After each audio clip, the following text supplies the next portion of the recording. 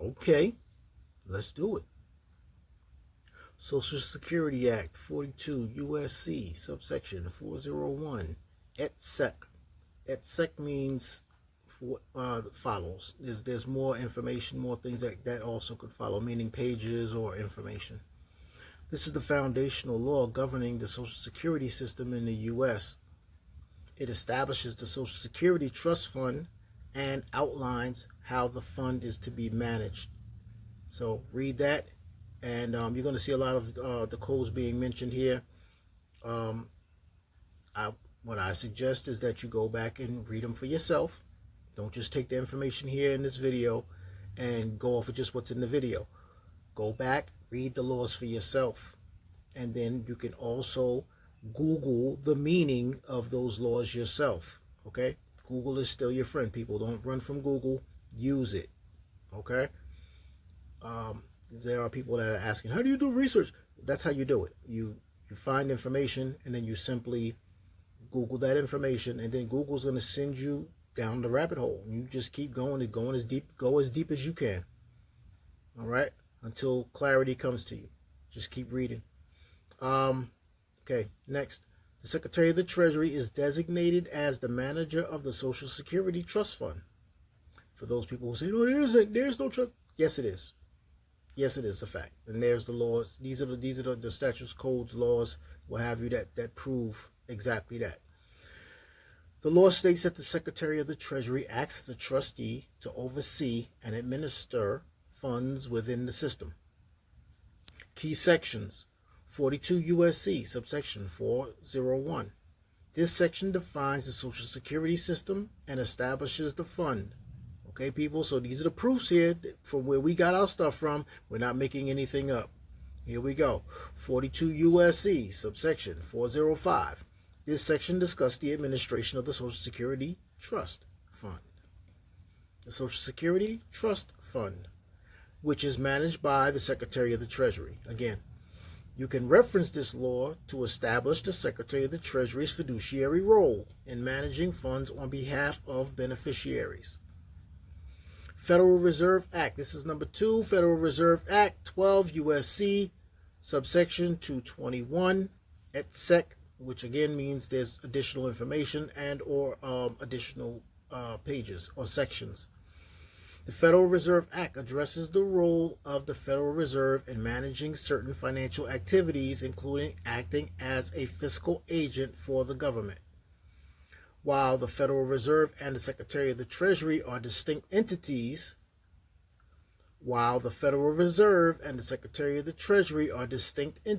Federal Reserve, federal, it does not mean America. Okay? Federal Reserve is a foreign entity. Secretary of the Treasury operates on behalf of the people. Trading with the Enemies Act, 1917. Anyone who does business with a foreign entity has forfeited their American citizenship and committed an act of treason. Federal, foreign entity. Secretary of the Treasury operates on behalf of the people. Secretary of the Treasury manages the banking affairs of the people. And the Trading with the Enemies Act makes it very clear, except those who do business through their bank. Their bank, meaning the people of America, their bank. What is their bank? Not Bank of America, but the Treasury. All right? So when we do business, we're supposed to be doing business through the Treasury. This is why we authenticate the certificate of live birth, not the birth certificate. We do not authenticate the birth certificate. We only authenticate the certificate of live birth. Why? Because on the town, county, state, national level, you're letting all agencies be aware, you're putting them on notice that a living man or woman is alive and is to be separated and distinct from the all caps name, which is that trust fund name, the corporation that they created. Okay? And then what we do then is we accept the birth certificate, which is a bond. All right? It is a bond certificate, evidence of holding stock or being a stockholder in the United States corporation.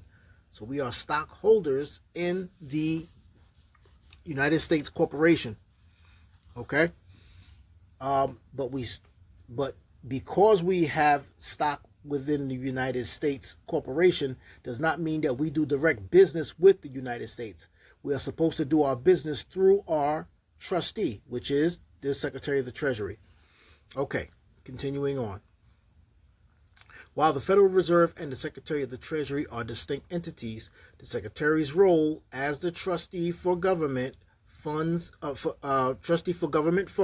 can be understood in relation to the fiscal agency's provision of this act. Number 3, trust law, common law, and uniform trust code. Trust law governs the fiduciary duties of trustees and the rights of the beneficiaries. The Secretary of the Treasury, as the trustee of the Social Security Trust Fund, is legally obligated to act in the best interest of the beneficiaries, which would be us. Uniform Trust Code, UTC. Although it's a model code that is adopted state by state, it provides a framework for how trustees are to behave. Under trust law, trustees have a fiduciary responsibility to manage assets in the best interest of beneficiaries, which applies to the Secretary of the Treasury in their role as trustee. Key principles in trust law. A trustee is bound to act in the best interest of the beneficiary and has a fiduciary duty to manage the assets, funds, accounts according to the terms of the trust. The beneficiary has a right to direct or receive benefits from the trust and can seek enforcement of these rights through legal actions if necessary. All right, this is why we notify the Secretary of the Treasury, and in our notice, in our bill of exchange, we articulate to the Secretary of the Treasury that the account will no longer be accessed by anybody without our signature authorizing them to now access that account. No one can access the account anymore without our signature and authorization. All right?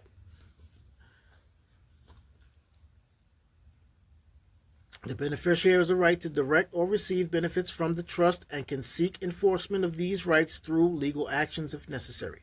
Number 4, Administrative Procedure Act, APA.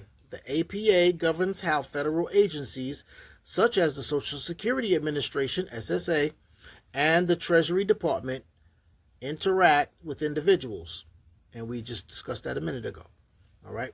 We begin to take control and dictate to them what it is, not dictate to them, but inform them that, we are not necessarily taking control of the account. What we're doing is we use the term taking control of the account. It's loosely stated.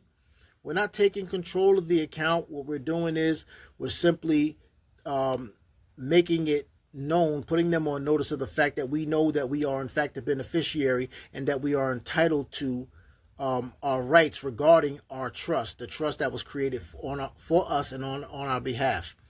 All right. And then, basically we let the Secretary of the Treasury know, stop playing games with these people, stop, doing these under the table deals and all that, and honor your responsibility, honor your role as the trustee, and do what you're supposed to do. Otherwise, we will have to take some legal actions if necessary. Okay.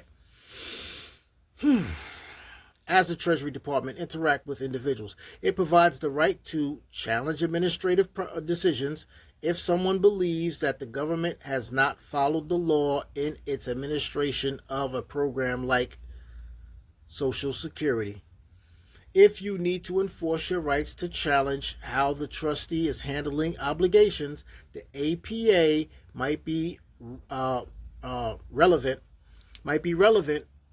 to ensuring proper procedure as follows. So now you know how to get your remedy if the Secretary of the Treasury doesn't act right or doesn't discharge these debts. When you start, sending these instruments to them or these bills, you go to the APA to force the hand of the Secretary of the Treasury. Trustees' fiduciary duty, restatement, third, or trust. This is a comprehensive explanation of trust law principles which govern the actions of a trustee. The Secretary of the Treasury, as trustee, must follow these fiduciary duties, such as managing assets prudently and acting in the best interest of the beneficiary. Okay? While the restatement, third, or trust is not a statute, it is highly persuasive in courts and provides an outline for trustee obligations under U.S. law. How to use these laws. Secretary of the Treasury as trustee. Cite the Social Security Act and trust law to affirm that the Secretary of the Treasury is the trustee managing Social Security trust funds and has fiduciary duties toward beneficiaries. For an example, e.g., meaning for example, you. Fiduciary duties. The Secretary of the Treasury has a legal obligation to act in the best interest of the beneficiary, which includes managing any obligations tied to the Social Security system in the beneficiary's favor. That's number 3, administrative procedures. If the secretary of other government entities are not fulfilling their role as trustee or are failing to act on obligations, you may use the Administrative Procedure Act, APA, to request remedies or challenge the handling of your trust. Payment directions. Number 4, payment directions. You can assert your rights as the beneficiary to direct the payment obligations of creditors to the Secretary of the Treasury or request that payments be made to a designated trustee under trust law. Example of citing laws. You can cite these laws when asserting that the Secretary of the Treasury is the trustee and obligated to fulfill financial obligations tied to your Social Security number. Payment instructions. By law, as the beneficiary of the Social Security Trust Fund, I direct the payment obligations to be satisfied by the Secretary of the Treasury in their capacity as trustee, as outlined under the Social Security Act, 42 U.S.C., subsection 401, et sec. And we already covered what et sec is. Trust law and the Federal Reserve Act, 12 U.S.C., subsection 221, et sec. As the trustee, the Secretary is legally bound to manage and settle all debts and obligations related to the Social Security system, and I request that all debts associated with my Social Security number be settled through this process. And that is the conclusion of this material. I appreciate you people tuning in. Another video done. Peace and blessings. And good morning to those who are just waking up to this knowledge. Good morning. You're welcome.